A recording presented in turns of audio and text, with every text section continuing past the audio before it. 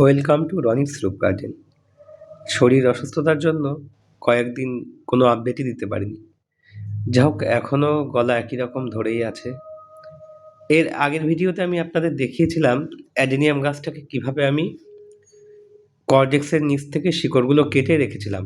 ঠিক আজ থেকে 1 মাস আগে, অর্থাৎ ফেব্রুয়ারি মাসের 1 তারিখে আমি এটাকে কেটে ফাঙ্গিসাইড দিয়ে আমি সুন্দর করে ঝুলিয়ে রেখেছিলাম সেমি শেডে।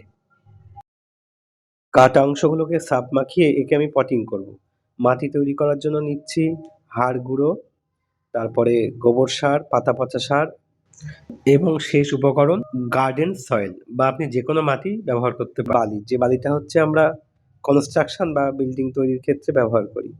খুব ভালো করে বালি এবং সমস্ত উপকরণগুলো আমি মিশিয়ে নেব। তারপর টবের মধ্যে খোলামকুচি দিয়ে দেবো, যাতে ড্রেনেজ সিস্টেমটা খুব ভালো হয়। এবং আমি চেষ্টা করি যে সমস্ত আপডেট আমি আপনাদেরকে দিই একদম সহজ পদ্ধতিতে, এক্সট্রা কিচ্ছু না, সাধারণত ঘরোয়া পদ্ধতিতে আমি গাছগুলো করার চেষ্টা করি।